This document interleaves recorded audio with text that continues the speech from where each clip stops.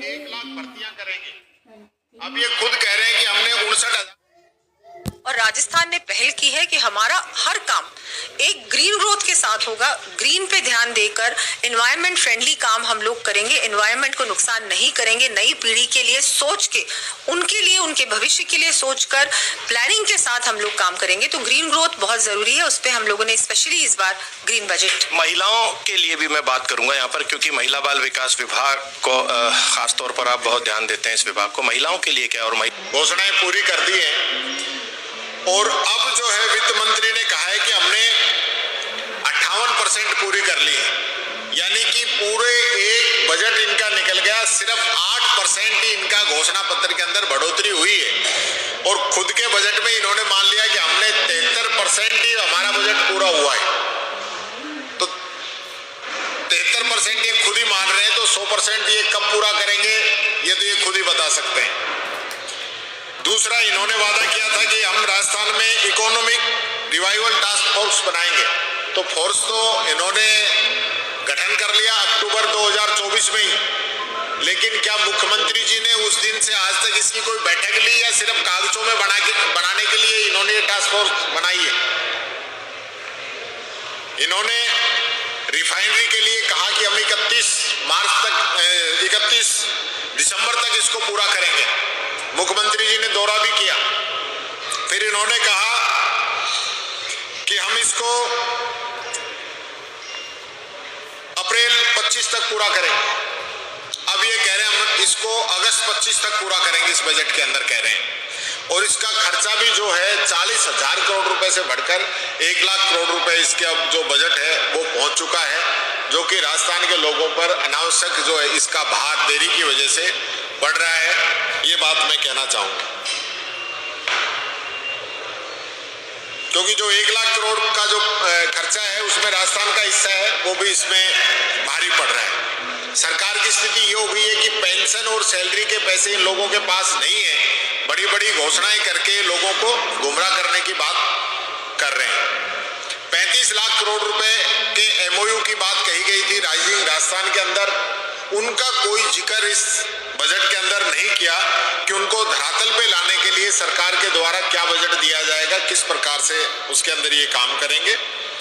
मैं ये भी कहना चाहूंगा कि बजट में एसेट मोनेटाइजेशन की बात कही गई है, यानी कि सरकार अपनी जो सरकारी संपत्तियां हैं उनको बेचने का काम करेगी, उनको बेच के जो है पैसे लेके आएगी, उनसे राजस्थान सरकार अपना खर्चा चलाएगी। ये हालत इस सरकार की हो चुकी है। गरीबों के कल्याण की बात करने वाली सरकार, हमने जब हमारी सरकार थी उस समय मिनिमम इनकम एक्ट जो है, गारंटी एक्ट हम लेके आए थे, जिसके तहत पेंशन के अंदर 15% की बढ़ोतरी हर साल होनी थी।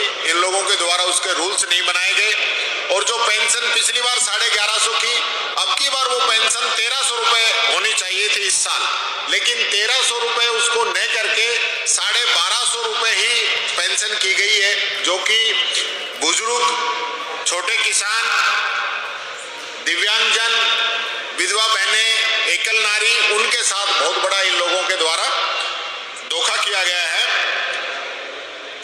इन्होंने पिछली बार ये घोषणा की थी घोषणा पत्र के अंदर कि बीजेपी का शासन आते ही पहली साल के अंदर हम शिक्षा विभाग के सारे रिक्त पदों को भरेंगे। वो इनने आज तक उसको नहीं भरा गया है, ये इनकी सच्चाई है। इन्होंने पिछली बार कहा था कि हम 1 लाख भर्तियां करेंगे, अब ये खुद कह रहे हैं कि हमने 59,000। और राजस्थान ने पहल की है कि हमारा हर काम एक ग्रीन ग्रोथ के साथ होगा। ग्रीन पे ध्यान देकर एनवायरनमेंट फ्रेंडली काम हम लोग करेंगे, एनवायरनमेंट को नुकसान नहीं करेंगे। नई पीढ़ी के लिए सोच के, उनके लिए, उनके भविष्य के लिए सोचकर प्लानिंग के साथ हम लोग काम करेंगे। तो ग्रीन ग्रोथ बहुत जरूरी है, उस पर हम लोगों ने स्पेशली इस बार ग्रीन बजट। महिलाओं के लिए भी मैं बात करूंगा यहाँ पर, क्योंकि महिला बाल विकास विभाग को खासतौर पर आप बहुत ध्यान देते हैं इस विभाग को। महिलाओं के लिए क्या और घोषणाएं पूरी कर दी है और अब जो है वित्त मंत्री ने कहा है कि हमने 58% पूरी कर ली है, यानी कि पूरे एक बजट इनका निकल गया, सिर्फ 8% ही इनका घोषणा पत्र के अंदर बढ़ोतरी हुई है। और खुद के बजट में इन्होंने मान लिया कि हमने 73% ही हमारा बजट पूरा हुआ है। 100% ये कब पूरा करेंगे ये तो ये खुद ही बता सकते हैं। दूसरा, इन्होंने वादा किया था कि हम राजस्थान में इकोनॉमिक रिवाइवल टास्क फोर्स बनाएंगे, तो फोर्स तो इन्होंने गठन कर लिया अक्टूबर 2024 में ही, लेकिन क्या मुख्यमंत्री जी ने उस दिन से आज तक इसकी कोई बैठक ली या सिर्फ कागजों में बनाने के लिए इन्होंने ये टास्क फोर्स बनाई है? इन्होंने रिफाइनरी के लिए कहा कि हम 31 दिसंबर तक इसको पूरा करेंगे। मुख्यमंत्री जी ने दौरा भी किया। फिर इन्होंने कहा कि हम इसको अप्रैल 25 तक पूरा करेंगे। अब ये कह रहे हैं हम इसको अगस्त 25 तक पूरा करेंगे, इस बजट के अंदर कह रहे हैं। और इसका खर्चा भी जो है 40,000 करोड़ रुपए से बढ़कर 1 लाख करोड़ रुपए इसके अब जो बजट है वो पहुंच चुका है, जो कि राजस्थान के लोगों पर अनावश्यक जो है इसका भार देरी की वजह से बढ़ रहा है। ये बात मैं कहना चाहूंगा,